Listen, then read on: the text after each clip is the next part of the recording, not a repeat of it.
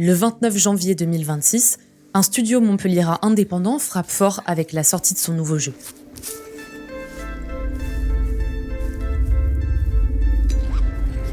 Kern. Vous l'avez sûrement découvert avant sa sortie via son fameux sac inventaire qui se secoue pour réorganiser ses affaires et faire de la place, sa direction artistique si singulière réalisée par Mathieu Bablet, son gameplay réaliste d'alpinisme pensé avec des pros de haut niveau comme Elisabeth Révol, ou tout simplement parce qu'un de vos proches vous l'a décrit comme le jeu indé de l'année, une petite pépite époustouflante. Et si vous y avez joué, vous savez à quel point ce jeu sort des sentiers battus, à quel point son identité est forte et son histoire est prenante. Kern, c'est 200 000 copies vendues en un week-end, un excellent chiffre pour une production du genre, et plus de 500 000 copies vendues en 2 mois. Personnellement, ce jeu m'a tout simplement transporté, m'a fait entrer en symbiose avec Ava, m'a poussé à vouloir gravir Camille quoi qu'il en coûte, et une fois la manette posée, les larmes versées, je me suis immédiatement dit qu'il fallait absolument que je discute avec les personnes qui avaient créé ce jeu. Comment ont-ils fait ? Alors oui, Kern a ses défauts. Quelques bugs, quelques frictions d'expérience utilisateur, quelques incohérences par-ci par-là, mais s'il y a bien une chose à retenir, c'est que selon moi, Kern est l'un des rares jeux où l'expérience semble pensée par absolument tous les corps de métier. Interface, onboarding, level design, narration, tout est cohérent et semble designé avec un seul but en tête, que les joueurs et joueuses ne fassent qu'un avec Ava.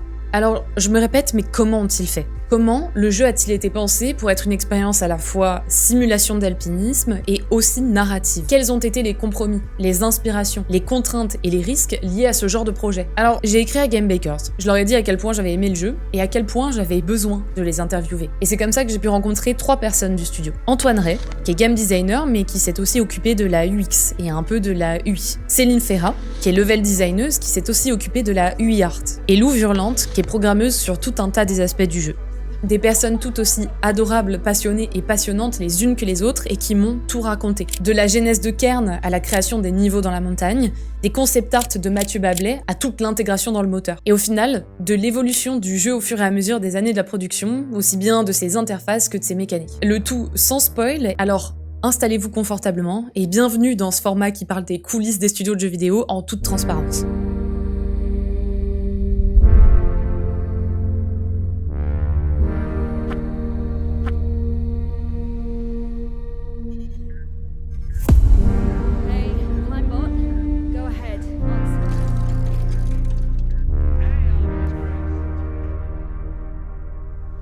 Est-ce que vous aimeriez vous lancer dans l'escalade à la manière d'Ava ? Et surtout, est-ce que vous habitez vers Montpellier ?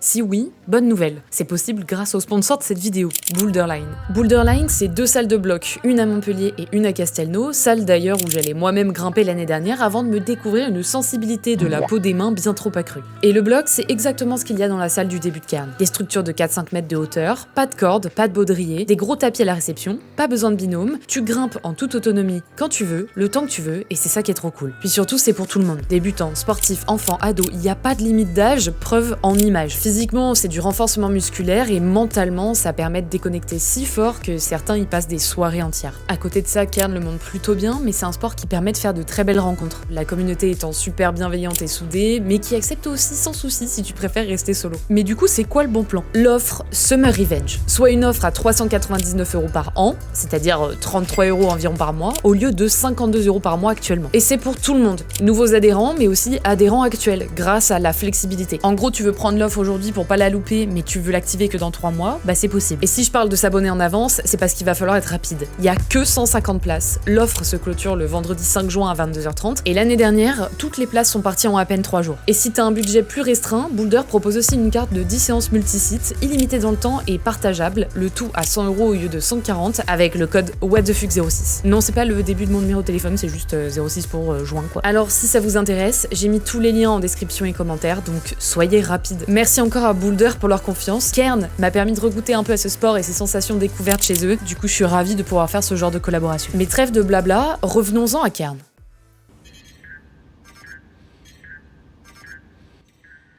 Avant qu'on parte directement sur les interviews, j'aimerais redonner un peu de contexte. Si vous ne me connaissez pas, sachez que j'ai pour habitude de parler de l'UX design dans les jeux vidéo, soit l'expérience proposée dans les jeux et la psychologie utilisée dans ceux-ci. Et régulièrement, il m'arrive de faire des redesigns pour expliquer comment un designer pense des interfaces et quelles sont les erreurs les plus courantes, voire même d'aller un petit peu plus loin et de confronter mon redesign au designer du jeu pour qu'il puisse expliquer les contraintes rencontrées et les décisions prises en fonction. Si je vous raconte tout ça, c'est parce qu'à la base, je pensais faire pareil pour Kern. Sauf que dans Kern, c'est pas l'ergonomie des interfaces qui m'a marqué, mais l'expérience complète du jeu. Comment réussir à imaginer une expérience aussi cohérente dans tous les aspects du jeu? Alors spoiler, j'ai malheureusement pas trouvé d'UX designer dans les crédits, et c'est pour ça qu'il n'y en a aucun d'interviewé. Mais la réalité, c'est que j'ai appris au cours des interviews qu'en fait c'était plus complexe que ça, et bien plus intéressant que ce que je pensais. Et on va y revenir. À côté de ça, je me questionnais pas uniquement sur l'UX design, mais aussi sur le game design dans son ensemble, le level design pour rythmer tout ça, et bien sûr l'aspect technique, à quel point ça a été une galère de développer tout ça. Alors, j'ai rapidement identifié les personnes à qui je pensais que c'était pertinent de parler, et c'est comme ça que je suis tombée sur Céline, Lou Violente et Antoine. Certains d'entre vous se demanderont pourquoi je n'ai pas interviewé Aymeric Thoa, le directeur créatif et prod, Audrey Leprince, qui est exécutif prod, ou encore Mathieu Bablet pour la direction artistique et Martin Stig Anderson pour la direction audio. Sachez simplement que j'apprécie réaliser des interviews avec des personnes qui ont un point de vue plus micro que macro, qu'on voit moins en interview et qui ont pourtant une tonne d'anecdotes fascinantes à raconter et de la documentation à disposition. J'aurais bien évidemment adoré interviewer les personnes dont je viens de vous parler et dont j'admire le travail, et j'ai dû faire des choix pour ne pas tomber dans une vidéo qui m'aurait pris un temps fou à réaliser. Bref, tout ça pour vous dire que dans tous les cas, ne vous inquiétez pas. L'avantage d'un studio à taille humaine, c'est que tout le monde est un peu au courant de tout, vu que tout le monde a un peu touché à tout. En somme, vous aurez de quoi manger, j'ai bien trop parlé, et il est l'heure d'entrer dans le vif du sujet.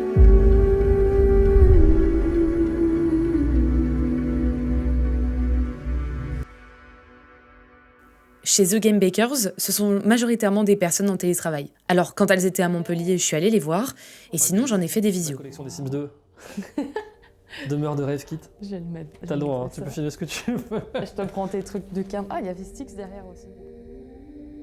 Je m'appelle Lou Hurlante, je suis programmeuse gameplay à Game Makers. J'ai un master 2 en game design, j'ai en fait étudié le design spécifiquement. J'ai fait 1 an à Slow Clap, donc qui était vraiment mon premier on va dire gros taf, CDD, etc. sur Rematch. Et ensuite je suis arrivé à Game Makers. D'abord sur un autre projet qui a pas été poursuivi, et puis ensuite sur Kern. Ça fait 3-4 ans.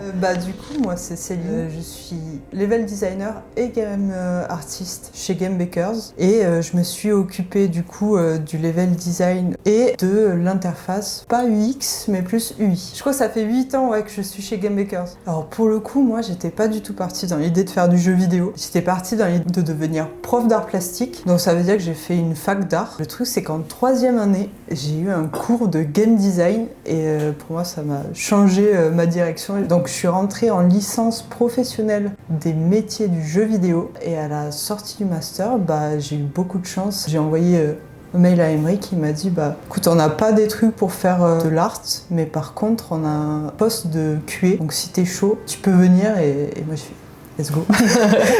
Puis a fini Haven et là on a eu besoin de level designer, donc comme j'avais quand même des bases de level design, je me suis dit let's go, allons-y, essayons de tester. Du coup moi je m'appelle Antoine Rey, j'ai 30 ans et je suis game designer chez The Game Bakers. J'étais game designer sur Kern et ça fait 3 ans que je suis chez Game Bakers et ça fait aussi 3 ans que je suis dans l'industrie parce que c'était mon premier job dans l'industrie du jeu vidéo et avant ça je faisais un autre métier. Donc j'étais attaché de presse dans la mode, c'était ça mon premier job. J'étais pas hyper heureux dans ces métiers et aussi j'avais un truc qui était en fait, est-ce que j'ai vraiment envie de supporter la création et de faire de la communication, ou est-ce que j'ai envie de créer un peu des trucs moi-même. Et c'est comme ça que finalement j'ai fini par me réorienter et faire l'engine en fait. Et ça c'était en 2021 et à la fin j'ai fait mon stage de fin d'études chez Game Makers. Maintenant que les présentations sont faites et que je peux invoquer chacune de ces interviews sans que vous vous demandiez qui sont ces personnes, j'aimerais revenir 2 minutes sur les débuts de Kern. Il faut savoir que Kern, c'est un jeu qui parle d'alpinisme au travers de Ava qui réalise l'ascension du mont Kami, l'ascension d'une vie. Et la toute première question que je me suis posée pour bien comprendre l'envers du décor, c'est pourquoi un jeu de grimpe spécifiquement, alors qu'en plus les jeux précédents de Game Bakers n'ont rien à voir. When I was a teenager, my dad prepared an expedition to Mount K2, but half of his team didn't come back. And I've always wondered, why do alpinists risk their lives in such extreme conditions? This is something we wanted to explore in Cairn. À l'origine, vraiment l'intérêt c'était l'alpinisme. Explorer cette thématique de l'alpinisme dans un jeu vidéo et dire ok, dans l'alpinisme il y a des trucs hyper riches, tu vois, il y a des émotions hyper riches, il y a du frisson, de la liberté, enfin une quête de liberté, il y a aussi la beauté de la nature, tu vois, la solitude, donc Tu vois, il y a un truc très à la dure, le dépassement de soi, très physique, et un truc très chouette dans la nature, une complémentarité, quoi. Et puis, il y a aussi du danger, il y a aussi de la tension, il y a aussi de la cruauté, donc ça, c'est des trucs qu'on aime bien, tu vois, dans le jeu vidéo, quoi, qu'on aime bien en tout cas manipuler. Et en plus, l'alpinisme était chouette parce que dans l'alpinisme, il y a une composante qui est l'escalade. Et donc là, il y avait un truc très très gameplay qui était, ok, l'escalade dans le jeu vidéo, c'est hyper intéressant parce qu'en fait, ça existe depuis toujours dans le jeu vidéo, tu vois, l'escalade, mais c'est que une mécanique de déplacement et de navigation. Justement, mécaniquement, c'est souvent soit je pousse le stick, éventuellement je pousse le stick et j'appuie sur un bouton, éventuellement j'ai une jauge, mais tu vois, ça va pas plus loin. Évidemment, il y a des contre-exemples, tu vois, mais qui sont assez rares. Je pense que c'est le truc où, en tant que studio, on s'est dit, ok, on y va parce qu'il y a vraiment un potentiel à explorer, quoi. On sort des jeux qui créent toujours un peu la surprise, ils vont chercher ailleurs, qui vont avoir des partis pris vraiment audacieux parce que en fait on est un petit studio indé et qu'il faut essayer de se faire une place dans un marché hyper concurrentiel et tout ça. On a envie de faire des jeux différents et de pas forcément creuser une formule et de faire toujours la même chose. Il y a une partie de plaisir créatif toujours renouvelée à chaque projet, quoi. Et quand j'entends ça, la première question qui me vient à l'esprit, c'est est-ce qu'en tant que dev et designer, ils avaient déjà travaillé sur un jeu similaire? Quelles étaient leurs expériences passées? Et est-ce que ça les a aidés à appréhender un jeu comme Cairn? J'ai jamais fait de jeu de course en troisième personne, de trucs comme ça. Il y a des types de jeux très spécifiques que j'ai jamais touché. Mais à part ça, j'ai un peu touché à tout, donc en fait, j'ai pas plus l'habitude d'un type de jeu qu'un autre. Dans le jeu vidéo, tu vas apprendre. Enfin, tu vois, j'ai fait des études de design, j'ai pas étudié la prog, j'ai fait la prog on the side en fait. J'ai jamais étudié ça académiquement. Donc quand je suis arrivé dedans, c'était en mode ouais, je peux le faire, tu vois. Je sais pas si c'est là comme ça qu'il faut le faire, mais je peux le faire. De toute façon, d'un jeu à l'autre, il n'y a pas des énormes écarts, typiquement en troisième personne. C'est rigolo parce que je suis arrivé avec Game Bakers pour un autre projet. Et je suis arrivé sur Cairn après un an à Game Bakers. Donc je voyais Cairn de loin pendant que je faisais le projet. Je voyais Cairn et je me disais, ça, les calculs, ça va être un cauchemar. La gestion dans Cairn de la grimpe, c'est une gestion physique d'effort. En fait, il faut savoir à quel moment, suivant la position, suivant ce que tu attrapes, suivant ce que tu tiens, suivant comment la position des jambes, des mains, etc., où est-ce que le poids est réparti. Et s'il y a trop de poids sur une jambe, il faut la faire lâcher, etc. Donc il y a une question de répartition du poids, de physique, et donc c'est très très physique. Et moi, ce que je sais d'expérience, c'est que les jeux physiques, c'est super dur. Et je savais que du coup, ça allait être extrêmement difficile parce que les jeux physiques ont tendance à être très goofy, et l'expérience voulue dans Cairn, c'était pas la goofiness. Je pense que l'escalade, ça plaît ou ça plaît pas. Pour moi, j'avais un peu peur de ce côté clivant où les gens peuvent dire oh non, mais ça ira vraiment très peu pour moi, et des gens qui peuvent vraiment adorer et avoir cette grosse opposition, voire avoir plein de gens qui sont en mode mais non mais les frérots, qu'est-ce que vous faites? Le gros truc qui m'a débloqué sur le level design, c'est de grimper, tout simplement. Au début, tu penses être tout seul parce que tu te dis mais il y a personne qui a fait ce genre de jeu, mais en fait si. Les gens qui créent des voies en salle d'escalade, ils le font à chaque fois. Au bout du compte, tu te dis tout va bien. En fait, le jeu existe déjà, c'est juste qu'il n'a pas encore été réussi à être transposé dans le monde du jeu vidéo. Moi, évidemment, le premier truc que tu fais quand tu arrives dans une boîte sur un projet existant, c'est que tu testes le jeu. T'es bien buggé, franchement, à l'époque. Tu vois, tu te faisais éjecter dans les airs, tu comprenais pas trop pourquoi. Il y avait vraiment pas du tout le travail, genre, ni d'anime, ni de signer feedback qu'on a aujourd'hui, donc tu comprenais pas tout le gameplay, mais déjà tu sentais qu'il y avait un truc différent, tu vois. Et donc je pense qu'en sortie d'école, à ma position, tu te dis ça va être excitant, je sais pas trop ce que c'est, je sais pas trop encore ce que je vais faire, mais tu sens qu'il y a un truc unique et t'as envie de bosser dessus. J'étais content de travailler sur un jeu qui soit pas un jeu à formule, mais de me dire ok, je travaille sur un jeu d'aventure solo indé, il y en a pas tant que ça, c'est plus excitant que inquiétant. Vous le voyez pas, mais à ce stade de l'interview, mes yeux brillent et je bouillonne de questions. Parce que ne jamais avoir travaillé sur un jeu de ce type, ni sur aucune mécanique de grimpe, et ne pas être alpiniste non plus, c'est clairement partir avec un gros désavantage. En tout cas, c'est comme ça que je le voyais, et je me suis rapidement demandé comment ils avaient fait dans la production pour clarifier les intentions du jeu et aligner tout le monde. Parce qu'à ce stade, si tout le monde n'a pas la même chose en tête, ça peut vite partir dans tous les sens. Sachez d'ailleurs que pour s'immerger au mieux de ce monde de l'alpinisme, pour comprendre les émotions à véhiculer aux joueurs, ils sont certes allés interviewer des pros, mais ils sont aussi allés bien plus loin que ça, parce qu'ils se sont mis eux-mêmes à faire de l'escalade. On a fait un WordCamp où on nous a amené grimper. Je me suis dit, ah ouais, non mais en fait, j'ai besoin de grimper pour mieux travailler. J'ai besoin de comprendre c'est quoi la physique. Toute l'équipe, elle était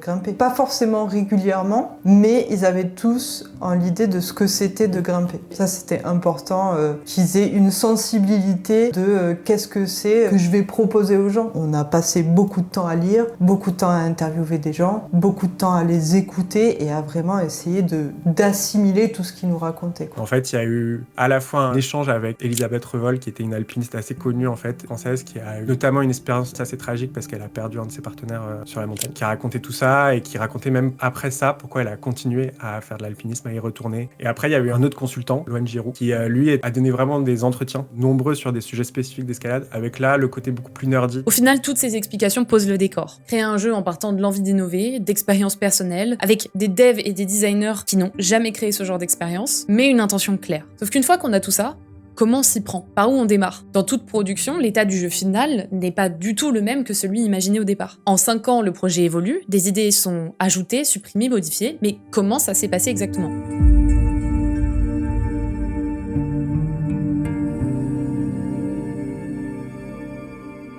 Mathieu Bablet, qui est l'artiste, auteur, illustrateur derrière Carbone et Silicium, Shangri-La et plus récemment Silent Genie notamment, est le scénariste et directeur artistique de Kern. Quand dans ma tête, directeur artistique signifie responsable de l'identité globale du jeu, j'étais loin d'imaginer que chacun des pans du Mont Camille tout entier était entièrement imaginé par Mathieu Bablet.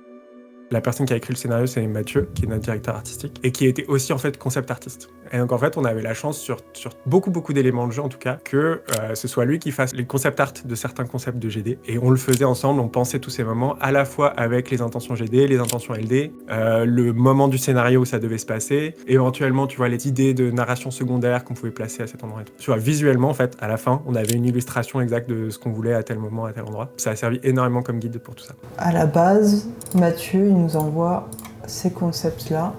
Il nous donne un mood, il nous donne aussi une forme. Là, on sait qu'il y a une zone de grimpe ici, une zone de balade où il va pouvoir ajouter de l'histoire, etc. Et il nous redonne la main en nous redonnant des zones de grimpe. Mais une fois les concept art imaginés et l'histoire posée, tout n'a pas juste roulé. Il y a eu des tentatives de projection des concept art de Mathieu sur la paroi pour ensuite construire le level design autour de ça, des itérations, des choses qui n'ont pas fonctionné, qui ont changé, et il y a notamment les voies à imaginer sur le mont, c'est-à-dire les endroits par où les joueurs peuvent passer ou non. Comment rendre la montagne la plus naturelle possible, les voies les plus affordantes possibles, et donner une vraie sensation de liberté aux joueurs et joueuses. C'est là que ça devient un peu plus technique et je vous propose qu'on rentre dans un tunnel level design pour que vous compreniez un peu mieux de quoi il en retourne exactement. Je me suis occupée du level design, donc ça veut dire faire les voies sur la montagne. Nous, quand on veut transmettre tout ça, par exemple pour Waterfall, on a un bloc de base, c'est plein de morceaux de rochers qu'on va amonceler pour former la shape de base. Et ensuite, moi, je vais venir rajouter un début de voie. Hop là. J'ai rajouté de la formation rocheuse qui va donner de l'information visuelle aux joueurs pour qu'ils se disent « Ok, par exemple, c'est lisse, il y a des feuilles, mais je comprends que pour grimper, c'est chaud. » Par contre, ici, je vais lui mettre une sorte de fouillis de roche et là, il va logiquement comprendre, là où j'ai du fouillis de roche, je vais pouvoir m'accrocher, je vais pouvoir me déplacer là-dedans. Une fois que je crée ces fouillis de roche et que je leur donne des formes, par exemple, si moi je veux que le joueur il aille dans ce dévers-là, je vais prévoir un chemin qui l'amène vers le dévers ici. Je vais prévoir plein de petits chemins tout partout dans ma zone. Une fois que mes chemins sont posés, je viens rajouter mes holds. Mais en gros, je viens rajouter des prises. Ce mur-là est vachement lisse, mais j'ai pas forcément envie de rajouter des cailloux, mais j'ai envie quand même qu'il soit grimpable. Hop, hop, hop, hop, hop. Je vais venir dessiner mon crack. J'ai énormément de prises différentes. Si je veux faire un petit jug, ça me rajoute un petit jug. Si je veux faire un gros jug, ça me rajoute un gros jug. Tout en essayant de rester le plus discret possible.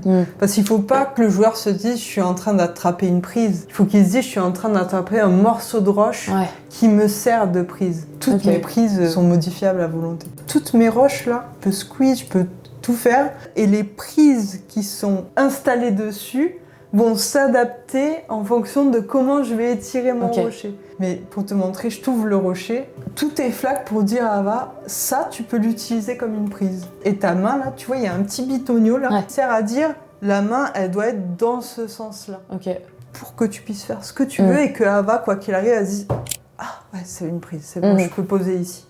Et au-delà de ça, il faut lui dire, c'est quelle prise ? Parce que t'as énormément de configurations. Personnellement, tout ce que me raconte Céline, je trouve ça fascinant. Je me doutais que sur Cannes, ça avait dû être un travail ultra minutieux et chronophage pour permettre de grimper sur tout un mont, mais je pensais pas à ce point-là. Et là, on en arrive à un stade où même si c'est super bien fait, Céline, elle doit le tester tout ça. Voir comment les joueurs appréhendent la manière de jouer, voir comment les joueurs analysent les voix. Et ça implique des playtests, ça implique de l'analyse de données. Je vous avais dit un peu plus tôt d'ailleurs que Game Bakers n'avait pas de UX designer, ni de user researcher. C'est-à-dire un designer responsable de l'expérience utilisateur ou un chercheur chargé d'organiser les playtests et de les analyser. Mais au final, il y en avait quand même un peu. Donc du coup, nous, on n'a pas de user researcher dédié, mais on a Emric, donc notre directeur créatif, qui en fait a une formation d'ergonomie, qui d'ailleurs a organisé beaucoup des playtests lui-même, tu vois. Alors il y a eu des playtests assez tard à l'échelle de la production parce que ça a mis beaucoup de temps, il y a eu beaucoup de temps de recherche et développement, de pré-prod et tout ça, mais assez tôt dans le sens où ça a été fait sur une autre map que celle qu'on a actuellement, qui était vraiment une map de test beaucoup plus petite, avec un début, une fin, mais tu vois, quand même pour tester une boucle de jeu. Et du coup, en fait, on n'avait pas l'histoire, on n'avait pas du tout la grande montagne de Camille, et on testait d'autres choses que les sensations face à cette grande montagne. On testait le core gameplay, on testait la compréhension et tout ça. Et ensuite, ça a été, il y a eu ces petits playtests là au début qui étaient quand même plutôt informels, plutôt peut-être avec des gens un peu biaisés de notre entourage et tout ça. Et ensuite, on les a intensifiés, notamment pour tester les tutos et l'onboarding. C'est en partie ça qui nous a permis de confirmer qu'on voulait passer sur une map d'onboarding spécifique, une map tuto prologue un peu du jeu. Et à partir de là, il y a eu aussi la préparation de la démo, où là, on a vraiment commencé à faire des playtests très réguliers, très intenses, notamment avant la sortie de la démo, à la fois pour tester, on va dire, toute la démo et les ressentis qu'il y avait sur la map prologue, et pour tester certaines features en particulier. Et puis ensuite, une fois que la démo était sortie, on a testé très régulièrement le jeu. Mais au total, je pense qu'on a eu, à mon avis, 10-12 sessions de playtest, on va dire, qui étaient des sessions comme ça, soit qu'en présentiel avec 2-3 personnes, soit en présentiel avec 2-3 personnes, plus en ligne, en simultané, avec une vingtaine, une trentaine de personnes, pour avoir, tu vois, un mélange d'observation en direct et d'échanges avec les personnes, et on va dire plus de quantitatif et une plus grande variété de profils de joueurs. Ça nous aidait à confirmer, affirmer des choses, en tout cas identifier des problèmes récurrents en fait. Enfin, tu vois, c'était les trucs qui revenaient entre tous les playtests. On a commencé à tester nous, puis forcément c'est plus suffisant à un moment donné, donc tu ouvres, on était en contact avec Push-Start, on avait dit si vous voulez faire passer le mot, on ouvre au playtest. Donc ça veut pas dire des gens du jeu vidéo ou autre, c'est pas forcément intéressant d'avoir des gens du jeu vidéo. Par contre, on sait qu'on veut des passes de playtest avec des grimpeurs, des passes de playtest avec des gens qui ne jouent pas, des passes de playtest avec des gens qui jouent beaucoup, et des passes de playtest avec des gens qui jouent de temps en temps. Parce que pour le coup, je pense sincèrement que Kern n'est pas un jeu pour les joueurs experts. C'est un jeu qui demande de la détermination, c'est sûr et certain, mais ça, c'est pas un truc qui est cloisonné aux gens qui jouent aux jeux vidéo. Tous ces gens rapportaient énormément de données et de connaissances, etc. Et on a des maps avec des petits points qui nous indiquent où tout le monde est tombé, où tout le monde est passé. Comment les maps fonctionnent? C'est très simple, je vais vous montrer. Allez, Jamy. La télémétrie, c'est le fait de dire que quand un joueur est en train de jouer, tu vas collecter des données, pas sur la personne qui joue, mais sur le gameplay, c'est-à-dire qu'est-ce que le personnage est en train de faire, qu'est-ce que le personnage est en train de faire, est-ce qu'il a des PV, est-ce qu'il a pas de PV, est-ce qu'il est en train de se battre, est-ce qu'il a ramassé des objets, est-ce qu'il a de l'argent, est-ce qu'il a pas d'argent. En fait, tu vas vouloir collecter ces données-là au fur et à mesure du jeu parce que ça te permet de reconstituer des histoires individuelles de joueurs, des player stories, donc des parcours de joueurs, pour voir si le parcours que le joueur prend et la difficulté qu'il ressent, est-ce que c'est celle que tu avais en tête? Est-ce que le joueur est en train de faire l'expérience que tu avais en tête quand tu as fait la conception? On les a un peu collectés en démo privée uniquement, donc en bêta privée, etc. pour tester des petites choses, typiquement quelle voie était empruntée, etc. Bon, sur la gym de départ de Tenzing, donc là on est sur une bêta privée, hein, donc c'était pas la bêta publique, la démo publique. On a collecté en fait des points qu'on appelle des heartbeats, donc des battements de cœur. Toutes les 2 secondes, le jeu il envoie où est-ce qu'il est, c'est quoi les PV, c'est quoi la stamina, c'est quoi plein de petites choses. Et donc, on a une vue après agrégée, on peut voir toute la stamina du joueur. Donc en vert, c'est quand la stamina est élevée. Évidemment, quand le joueur marche, il a beaucoup de stamina. Et puis quand il grimpe, ça commence un peu à déconner. Et donc des fois, au bout d'un moment, il finit par tomber. On voit qu'il y a des joueurs qui sont allés sur le toit aussi. Là, on peut voir les chemins que les joueurs ont tendance à prendre. Et donc là, en bêta privée, par exemple, aucun joueur n'a grimpé par là. Ils ont passé par ici, par là, par là. On voit que ceux qui sont passés par là, il y a eu beaucoup de galères. Ils ont eu des chutes. Ceux ici, c'était un peu plus simple. Et là, c'est la stamina. On peut aussi voir d'autres choses. On peut voir le framerate. Et donc on peut avoir une carte du framerate et voir à quels endroits du jeu est-ce que ça a tendance à ramer. Donc on sait où est-ce qu'on doit centrer nos efforts d'optimisation. Là, c'est la densité. Donc c'est un peu moins utile, mais ça te montrer là où beaucoup de joueurs étaient passés. Quand tu as des points plus gros, ça agrège, donc tu peux voir aussi ces choses-là. Tous les endroits où les joueurs ont planté Python. Tous les endroits où les joueurs ont mis de la puff. L'outil, c'est des trucs custom, mais la base de données en arrière-plan, c'est une base de données qui s'appelle MySQL. C'est la numéro 1 ou numéro 2 des bases de données les plus utilisées dans le monde. Je pense peut-être un des trucs que j'apporte à GameBakers, mais c'est parce que c'est un truc que j'ai sur mes projets perso, c'est que moi, c'est vraiment J'apprends et je sais parfois faire les choses avec un budget de 5 euros. Tu veux la télémétrie? Tu veux 14 millions de points? Ça coûtera 15 balles. Tu peux le faire pour une boîte d'allumettes et du scotch. Et c'est parce que mes projets perso sont comme ça aussi. Donc en gros, le jeu, il envoie un paquet au serveur en disant le paquet contient le nom du joueur, les PV, la position, plein de trucs. J'ai programmé une application en JavaScript. Ok. Elle écoute un port, elle reçoit les paquets qui arrivent. Et s'il est complet, ensuite l'application JavaScript parle à la base de données MySQL et lui dit tiens, insère un point, insère une donnée ici avec ça. Au bout d'un moment, quand on veut récupérer la heatmap, le même serveur JavaScript, la même application JavaScript, toutes les nuits à 24 heures, il a une horloge, il fait une grosse requête à la base de données, il récupère tout et il fait des gros fichiers heatmap. Donc quand je télécharge la heatmap, là tu vois, c'est écrit downloading page, il coupe la heatmap en pages individuelles pour pouvoir les baker indépendamment, pour pas passer toute la nuit à le faire. Et il l'envoie à Kern, et Kern, dedans, il y a un client heatmap, il y a un pareil que j'ai programmé, qui reçoit ces données-là et qui les convertit en affichage comme ça en 3D propre. Donc ça, on n'a pas utilisé ça extensivement, mais on a collecté les données au cours des tests privés pour voir un petit peu s'il y avait des ajustements à faire. Quand tu vois que t'as fait un mur et que personne n'y va, tu te dis oh wow. Soit ça leur fait peur, soit ils ont pas compris que c'est grimpable, soit c'est pas appealant. Tout simplement, des fois, le joueur, je vais pas par là. Du coup, il te faut quand même essayer de détecter, ok, il y a quand même un souci si les joueurs refusent à ce point de passer par là. Et encore plus si tu vois que tous tes joueurs tombent à un seul et même endroit. Est-ce que ça t'est arrivé en voyant cette map de te dire bon ok, là, ce mur-là, je le retravaille parce que je veux vraiment qu'ils essaient de passer par là? De ouf.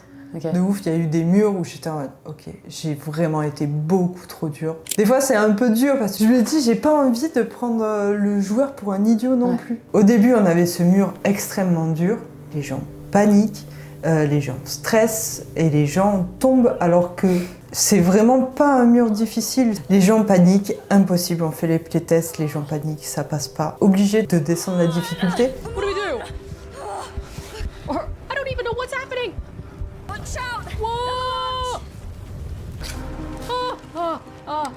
Quand tu joues avec la peur du joueur, et le jeu prend, je dirais, 50% plus dur que ce qu'il est vraiment. Si tu rentres vraiment en résonance avec Ava, c'est ta vie qui est en jeu là. Et tu te mets à paniquer, donc tu baisses jusqu'à te dire ok, ça y est, les joueurs arrivent à le passer.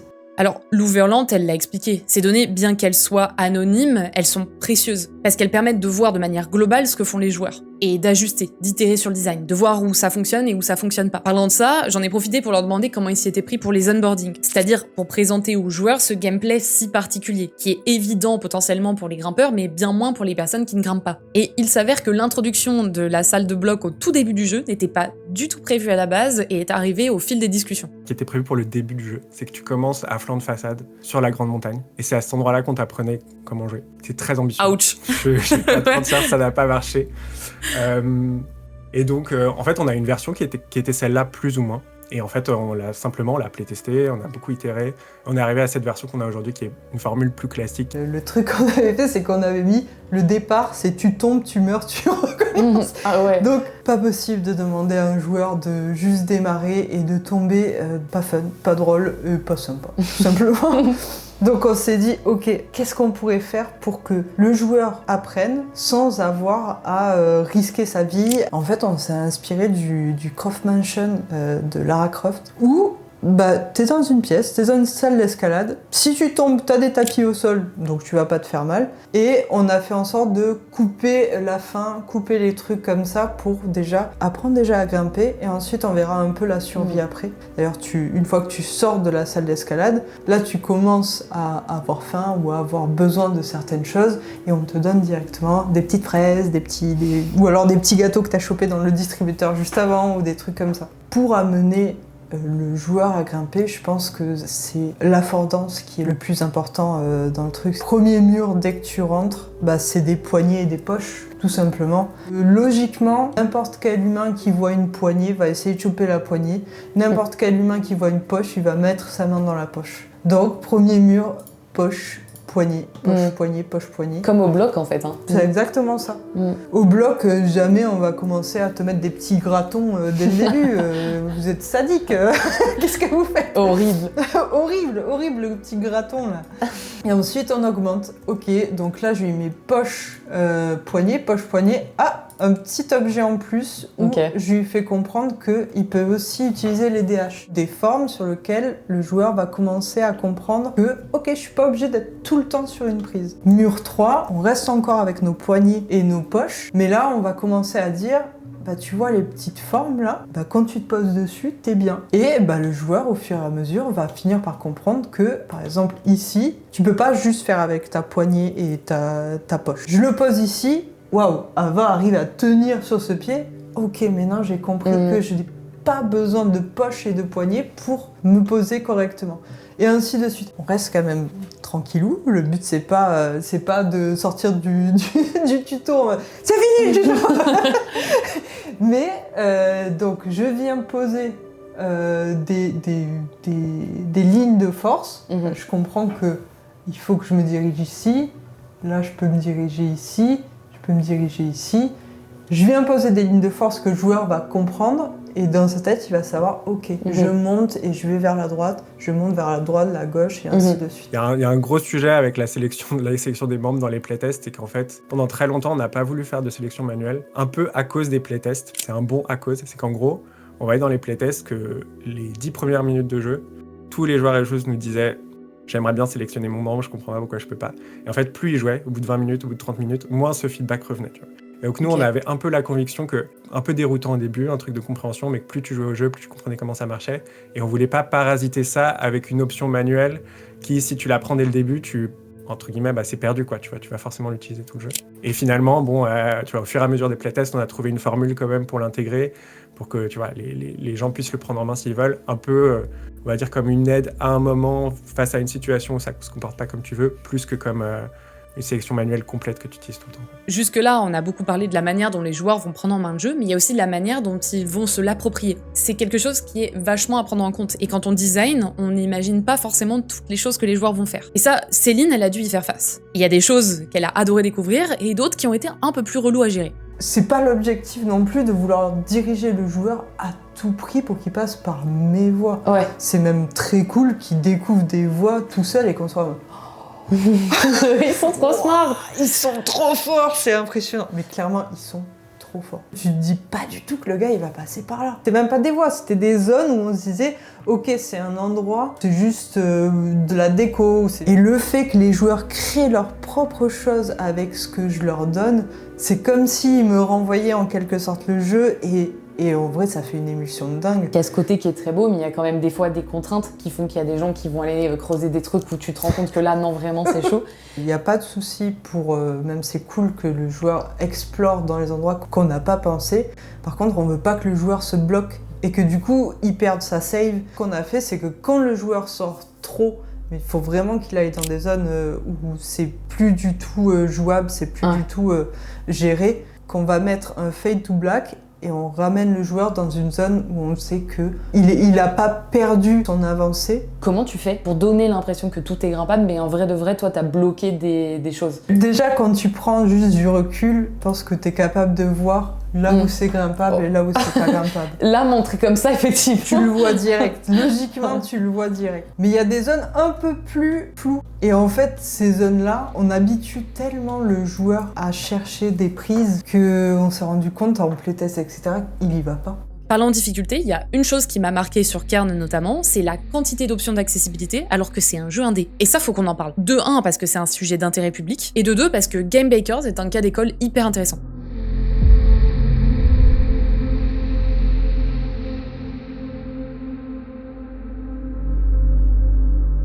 J'ai régulièrement eu en commentaire de vidéos des personnes qui venaient attraper un peu ma veste quand je parlais de la difficulté dans les jeux et de l'importance des options d'accessibilité, de proposer des niveaux de difficulté. Et quand je dis niveau de difficulté, ça veut pas forcément dire afficher un facile, normal, difficile, ça peut être bien plus subtil. Les deux arguments contre ce que je dis qui reviennent le plus souvent sont le fait que ça dénigrerait l'expérience de jeu ou que ça prendrait du temps des développeurs qui pourraient être investis dans l'amélioration de mécaniques du jeu, voire implémenter de nouvelles mécaniques dans le jeu. Alors plutôt que de spéculer plus longtemps, je me suis permise de poser la question aux concernés. J'avais envie de savoir à quel point proposer ces options d'accessibilité leur avait coûté d'autres mécaniques et ou abîmer leur intention game design pour le jeu. Les modes de jeu et le mode d'assistance, ils sont composés de plein de petits paramètres qui vont affecter l'expérience de jeu. Et certains de ces paramètres-là sont triviaux à implémenter. L'exemple bateau, c'est si tu fais un switch qui rend le joueur invincible, ok. Rendre le joueur invincible, facile, d'accord, tu retires les dommages, cool.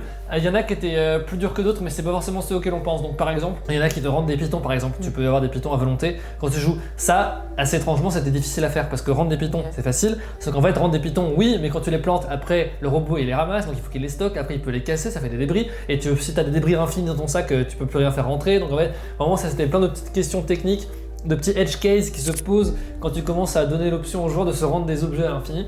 Et après, il y avait d'autres features qui étaient pas difficiles à faire parce qu'elles rentraient en intersection avec des choses qu'on avait déjà. Donc typiquement, on avait un système dans le jeu qu'on avait pas mal utilisé pour différentes choses, qu'on appelle les ghosts. Donc les ghosts, c'est quand tu joues, on peut enregistrer la position et la rotation de tous les membres, de tous les bones de Ava. Donc Ava, elle a 33 ou 34 bones. Et quand tu marches, on peut garder un snapshot sous forme compressée de tous ces éléments-là. Et donc ensuite, on peut faire apparaître le modèle de Ava et juste rejouer exactement en replay les mêmes mouvements, les mêmes choses au même timing. Mais une fois qu'on a ce système-là, on peut en faire plein de choses. Donc typiquement, le cas d'utilisation le plus visible, c'est le rewind, donc l'option de je chute vite, j'appuie sur un bouton et je peux rembobiner ma chute. Ça a l'air un peu compliqué, mais en fait, c'est pas compliqué du tout parce que une fois qu'on a l'enregistrement des 30 dernières secondes de jeu, on l'a tout le temps, en continu, on a l'enregistrement de tous les mouvements que fait Ava, et ben on peut juste, hop, t'appuies sur le bouton rewind, on retire le pawn, on met juste un modèle, une marionnette à la place, on te fait naviguer dans la timeline pour que tu puisses mettre exactement la pose que tu veux, on les a toutes, c'est très facile. Et une fois que tu as validé, généralement quand tu valides, c'est que le joueur est sur le mur, on peut replacer, hop, on enlève la marionnette, on remet Ava,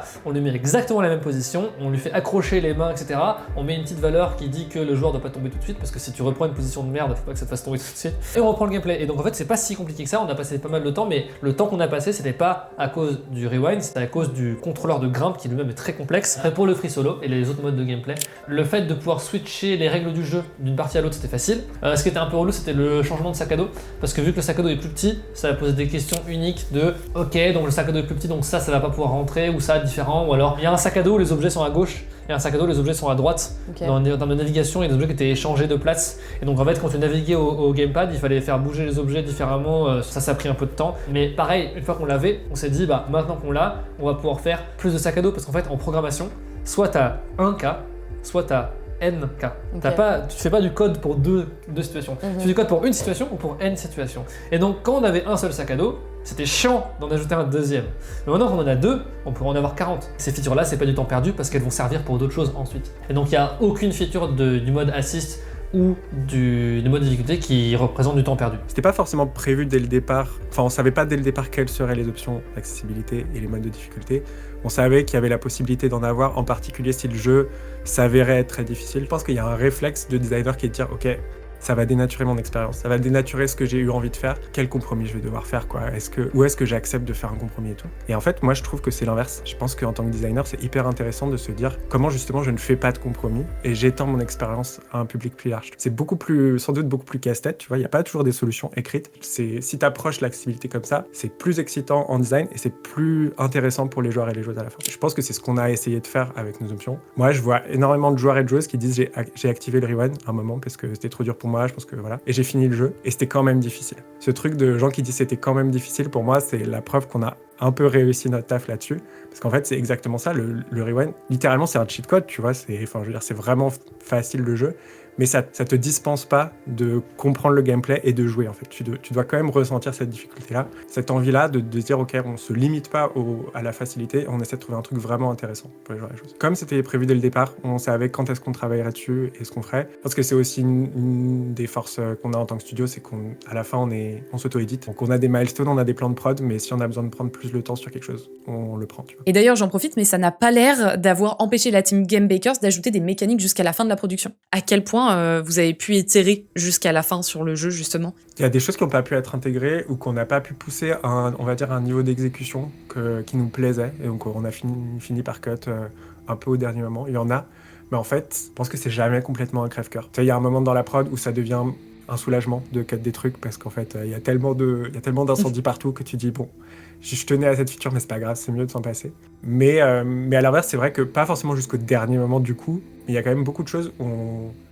on s'est autorisé à faire de gros changements qui n'étaient pas forcément raisonnables. Je pense au sac à dos par exemple, tu vois, le backpack qu'il y a dans le jeu actuellement. En fait, pendant très longtemps, on n'avait pas ça, on n'avait pas de sac physique, on avait plutôt une forme de Tetris. C'était un peu la même, on va dire la même fantaisie, la même intention, mais traduit différemment. Et en fait, on avait un proto de ça 10 mois avant la sortie, un truc comme ça, tu vois. Donc en fait, c'était assez tard. On a fait cette proposition de design de dire, ok, on va reprendre ça à zéro, on va faire un sac physique, parce qu'en fait, on n'arrive pas à retranscrire avec ce Tetris ce truc de vraiment j'ai mon sac à dos et mes objets, et quand je mets des trucs dedans ça prend de la place, tu vois, ce qui était vraiment important pour nous. On était, quand je te dis c'était à 10 mois de la sortie, on était à ce stade en train d'intégrer des assets définitifs d'interface, tu vois. Toutes les interfaces étaient prototypées en fonctionnalité définitive, et on s'est dit non mais on le fait quoi, en fait on prend ce risque là, c'est pas très raisonnable en termes de prod, mais c'est important, et donc on a envie de le faire, tu vois. Le sac à dos sur Kern, il a une feature qui est très intéressante, c'est qu'il est physiqué, c'est-à-dire que tu mets les objets dans ton sac, il tombe, il se casse la gueule, il se cogne, etc. C'est super rigolo. Évidemment, pour faire ça, on repose sur le moteur physique 2D de Unity pour que les objets ils balancent, ils se remontent. On n'a pas codé la physique nous-mêmes, on repose sur le module physique de base de Unity. Donc on a plein de petits imprévus avec ça. Et on a aussi toute une problématique de performance qui est que quand tu es dans ton sac à dos, la chose la plus importante du jeu, c'est le sac à dos, donc il faut que ça marche et tout. Mais quand tu sors du sac à dos et que tu es en train de jouer, là il faut que tu puisses jouer, il faut que tu puisses grimper, etc. Et là on s'en fout du sac à dos, on s'en fout de la physique, d'ailleurs on l'affiche pas, on la calcule pas. Sauf que quand tu te balades dans la nature et que tu ramasses des objets, tu ramasses des plantes, tu ramasses un sac à dos, tu lootes des objets, là il faut les mettre dans le sac. Il faut savoir déjà s'ils rentrent dans le sac, et ensuite il faut savoir où tu vas les mettre dans le sac, à quel endroit tu vas les mettre.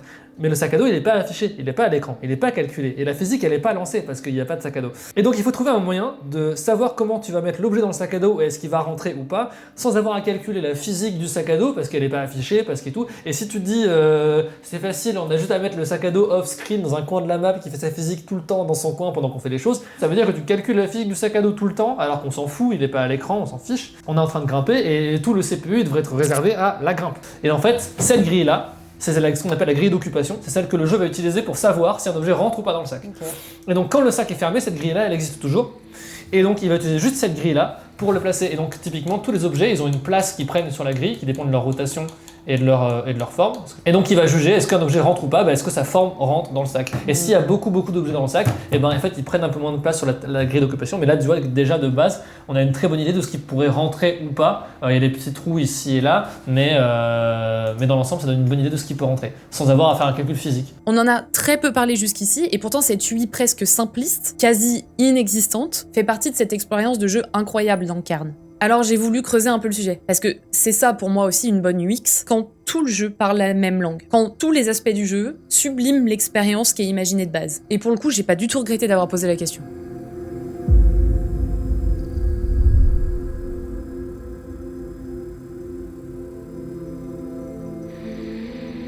Souvent, quand on parle d'UX ou d'expérience utilisateur, on pense interface, ergonomie, fluidité de la navigation. Mais si vous suivez déjà ma chaîne, vous savez que l'UX design, c'est bien plus que ça. C'est une expérience de jeu qui est cohérente, un tout qui parle exactement la même langue. La manière dont on a procédé, c'était on fait de la UI et on ne met absolument rien de visuel.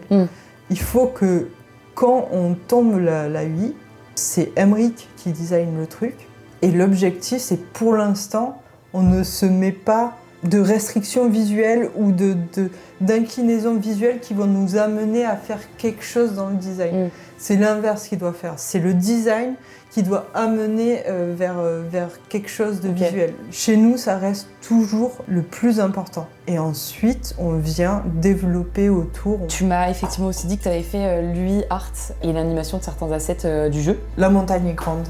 Il y a énormément de concepts à faire. Et il y avait énormément aussi de petits assets comme les items, etc. à faire. Donc forcément, à un moment donné, Mathieu s'est retrouvé bottleneck, trop de boulot pour une seule personne. Du coup, Emric m'a dit, si t'es chaud, on fait quelques tests. Donc l'objectif, c'était de rester le plus proche du style de Mathieu, tout en restant le plus discret pour que tu n'oublies pas que tu es dans la montagne. Le but, c'est pas que tu sois tout le temps en train de checker tes points de vie ou quoi que ce soit. Non, tu connais l'état de Ava. Tu viens de l'exploser contre mur. Tu sais très bien qu'elle est dans un mauvais état. Donc on te le met au moment où tu tapes le mur pour que quand même tu aies conscience à quel point t'as perdu. Et t'as un feedback, ouais, du coup, clair. T'as un feedback du choc, mais il va pas rester omniprésent. On est resté sur des couleurs blanches et les choses importantes, par contre, on rajoute de la couleur. Il fallait pas que ce soit aseptisé. La montagne, c'est granuleux, c'est rocheux, ça fait mal. Tu poses les mains sur la roche, tu te fais mal aux mains. Et c'est ça qu'on a quand même voulu garder. Donc, on a choisi une brush texturée. On est loin de... Ouais, clairement. Ouais. Voilà. Céline a fait quelques concepts mock-up, mais en fait Céline très vite a été hyper occupée par le level design. Tu vois, en fait moi je suis pas un UI artiste, je peux pas faire vraiment des assets définitifs sauf s'ils sont très simples. Mais par contre, copier un peu le style de Céline et copier un peu le style de Mathieu pour faire des mock-up et tout, j'ai pas de problème à faire ça sur Photoshop, tu vois. Et donc en fait très vite j'ai récupéré une grosse partie de tout ce travail de maquette et tout. Par exemple quand j'ai travaillé sur le main menu, je faisais à la fois le mock-up vraiment purement UX flow, fonctionnalité du main menu, à la fois j'ai fait cette proposition de, tu vois, la mise en scène du main menu, c'était une proposition que j'ai bidouillée dans le moteur, tu vois, en mettant une petite façade, la montagne derrière, le sac sur le côté. En fait, très souvent, moi, je faisais un mock-up, un design, et ça arrivait que Céline le reprenne, mais fasse pas seulement genre du paint-over pour avoir les assets finales, mais reprenne un peu le design pour l'atténuer avec une autre proposition parce qu'elle avait une idée artistique qui marchait mieux. Et en fait, si l'idée était cool, let's go, quoi, tu vois, en fait. Où est-ce que, du coup, vous designez, enfin, toi, tu designais, c'était sur Photoshop et tout, ou tu utilisais des outils comme Figma Au tout début, enfin en gros, Figma, je trouve que c'est quand même mieux pour des menus, vraiment, que pour de l'interface pure, tu vois. C'est vraiment, t'as plusieurs menus, plusieurs écrans à faire, c'est plus intéressant. Et en fait, on a assez peu de ça dans Kern, tu vois. On a un menu principal, après on a des modules d'UI, mais on a peu de menus in-game, tu vois. Donc moi, majoritairement, à 90%, j'ai utilisé Photoshop, à la fois pour faire des mock-ups et pour faire des petites animations parfois. Tu vois, typiquement, le sac à dos, le mock-up, un peu pour essayer de convaincre avec ce design, c'était un mock-up où tu avais un objet qui tombait dans le sac et où tu voyais vraiment l'intention que ce soit physiqué. En fait, j'utilise pas que des mock-ups que pour de l'interface, j'utilise beaucoup de mock-ups pour des flows de gameplay, pour une mécanique. Ok. Tu vois, même moi, pour réfléchir à des features, en fait, en tant que designer, prendre des screenshots du jeu comme base, le début, le milieu, la fin, et puis gribouiller par-dessus, tu vois, faire des... Voilà. Ça m'aide à réfléchir à la feature et en fait, ça m'aide à la fois à la réfléchir moi et la formaliser, faire des spécifications, et ensuite à la communiquer. Voilà un exemple de doc qui m'avait été fourni quand on a fait le cooking, donc la partie cuisine dans le bivouac. Et donc ça, c'est pas un screenshot du jeu, c'est un mock-up, c'est de faire sur Photoshop. Donc c'est Antoine, je pense qu'il a fait, avec des sprites et tout, qui ont été fournis par Céline, par d'autres artistes.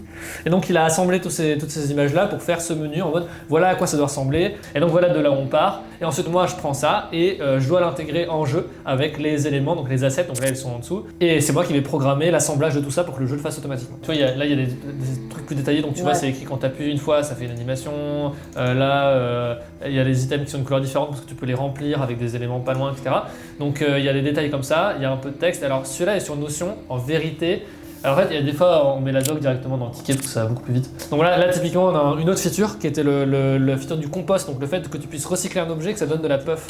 Et donc pour cette feature-là, on a toutes les règles selon lesquelles ça doit fonctionner, qui sont définies dans le ticket. Et en fait, ensuite, on a les screenshots qui expliquent voilà à quoi ça doit ressembler, voilà comment ça doit marcher, voilà comment ça doit être organisé. Et après, ensuite, on travaille dessus, on envoie des work in progress, il y a des petits commentaires des fois quand on n'est pas sûr de comment on doit faire les choses. Tous les commits qui apparaissent dessus, et à la fin, ça part en test à QA. Au départ, comme je t'avais dit, j'avais foutu des animations partout. Ça devenait illisible. J'ai un peu calmé le truc. Mais je voulais quand même garder cette histoire parce que quand tu vas en montagne ou quand tu sors ne serait-ce qu'en forêt ou en nature ou autre, quand tu regardes par terre la première fois, tu vois rien, tu vois de l'herbe, ça bouge pas. Et puis quand tu restes et que tu regardes, là tu te rends compte qu'il y a 1 milliard de choses qui bougent. Il y a des petites fourmis qui passent, il y a des petits insectes, il y a une bataille. Pourquoi il y a une bataille de 2 fourmis qui sont en train de se taper? Il y a carrément une araignée qui rentre en jeu. Tout est vivant, mouvant. Et c'est ça que je voulais ramener, ce truc naturel que j'avais compris de la nature. Donc on a commencé à choisir qu'est-ce qu'on fait bouger. Si tout bouge, alors plus rien ne bouge. Ouais. C'est un travail que tu faisais avec Emric. Ouais. Dès que je produisais quelque chose, lui le voyait. Dès qu'il avait un retour à faire, c'était presque instantané. À côté de ce qui a été dit là, je vous conseille fortement d'aller écouter le podcast Silence on joue. Ils ont fait un épisode notamment avec Emric Thoy et Mathieu Bablet qui parlent un petit peu plus de la manière dont l'expérience du jeu a été pensée et dont le scénario a été imaginé. Alors ouais, là, moi, genre, très clairement, j'ai écrit ça et je suis en train de le dire là de nouveau de voix haute et je me dis, mais le comble d'être une UX designeuse, d'être une chaîne d'UX design et de ne pas avoir interviewé la personne du studio qui est la plus calée pour parler de ce sujet-là. Mais écoutez, pas de regret, j'ai littéralement appris ça pendant une interview. C'était trop tard. Et au pire, j'ai envie de vous dire, ça fait toujours plus de contenu sur Cairn à aller écouter. Donc voilà, Silence on joue, l'épisode de Cairn, trop intéressant.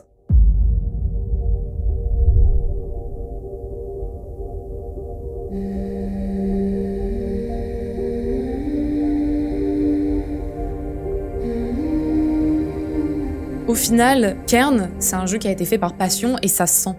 Les interviews en témoignent, et d'ailleurs je suis assez frustrée parce que j'ai pas pu mettre tout ce qui m'a été raconté directement dans cette vidéo. Si ça vous intéresse, je vous ai mis les interviews entières directement sur mon Patreon et je vous mets le lien en description. Alors, je suis pas fan des success stories que les médias nous servent à toutes les sauces et encore moins fan de ce genre de phrases un peu bateau. J'ai d'ailleurs pas arrêté de le répéter à la team Game Bakers. Je sais qu'il y a des hauts et des bas dans chaque studio et qu'il vaut mieux en idéaliser aucun. Et ce que j'adore dans Cairn, c'est aussi bien l'expérience que le jeu m'a proposée, que à quel point les équipes ont l'air d'avoir créé une expérience ensemble, pas chacun dans leur coin. Ça vous semble sûrement naïf, dit tel quel, mais je trouve que c'est quelque chose qu'on ressent rarement dans les jeux. Pour moi, ce qui était hyper fort, c'était aussi, tu vois, à titre presque très personnel, la liberté d'avoir vraiment un champ de design très très large, tu vois, que ce soit aussi du game design, de l'UI design, de la narrative design, mais aussi même faire d'autres choses en fait, tu vois. Et moi, je suis arrivé sur la prod et j'avais quand même 1 an et demi d'études derrière moi, mais c'est tout, tu vois. Je connaissais un peu mal le moteur, j'étais pas très technique. Et en fait, aujourd'hui, je fais du script et je comprends, tu vois, je comprends le C# et je peux prototyper des trucs. En fait, c'est trop valorisant pour moi. Tout le monde se sent un peu libre de mettre un peu de son âme dans le jeu. Il y a des easter eggs de Roxane dans le jeu qui sont des petites features un peu cachées. Et c'est trop cool en fait. C'est trop cool d'avoir cette liberté-là, pas être, tu vois, dans une armée quoi. Ce qui, je trouve, m'a beaucoup marqué sur cette prod, c'est le fait d'avoir bossé avec des gens que j'aime sincèrement. Quand tu bosses avec des gens que tu aimes, tu te dépasses de ouf. T'as notre philosophie de vie qu'il y a dans ce jeu. C'est nos relations, c'est... tu vois, même Haven, ça parle de notre vécu. Les métiers sont pas fixés dans le marbre, vous pouvez faire les métiers que vous voulez. Si vous voulez dessiner, allez dessiner. Si vous voulez programmer, allez programmer, tu vois. Et après, si vous vous demandez comment un jeu a fait un truc, bah allez voir. Vous pouvez désassembler le jeu, vous pouvez désassembler l'affichage du jeu, vous pouvez avec RenderDoc, vous pouvez voir comment le jeu est dessiné, comment il est rendu. Avec IDA ou Ghidra et des versions gratuites, tu peux désassembler le jeu, voir comment il est conçu. Avec Dotpic, tu peux regarder le code du jeu, voir comment il est conçu. Si tu te demandes comment ils ont fait l'effet de miroir dans Pic dans l'aéroport, bah t'installes Pic, tu lances avec JetBrains Dotpic ou avec IDA, tu ouvres l'assembleur du jeu, tu regardes le code, tu regardes comment ils ont fait leur miroir, c'est des appels OpenGL, tu peux les voir, ils sont en clair. Si vous vous demandez comment un jeu fait un truc, allez voir. Et je crois aussi que ce que j'ai adoré dans ce jeu, c'est vraiment la manière dont il a réussi à me faire ressentir exactement la même chose que quand je suis en randonnée en montagne, ou le stress que je pouvais ressentir quand je faisais encore du bloc. Et j'ai trop hâte de découvrir le DLC qui va sortir cet été. Merci encore à Game Bakers pour leur confiance. Merci encore à Antoine, Céline et Louve Hurlante pour leur temps, leur partage et puis en fait leur accueil de manière générale. Merci infiniment à Boulderline d'avoir sponsorisé cette vidéo. Mais aussi merci au Patreon pour votre soutien financier qui m'a permis de financer du matériel adapté pour ce type de vidéo, mais aussi d'investir dans mon temps perso pour réaliser ce genre de vidéos plus longues que d'habitude. J'espère que la vidéo vous aura plu. Si t'es encore là, et ben merci infiniment à toi de l'avoir regardé jusqu'au bout. Comme d'hab, je vous dis à très vite pour une prochaine vidéo. Et normalement, ce sera une analyse UX d'un jeu récent, si tout se passe bien. La bise. Oh. Coucou. Coucou. C'est mon flying bot. Pas moi à dire. Oh non!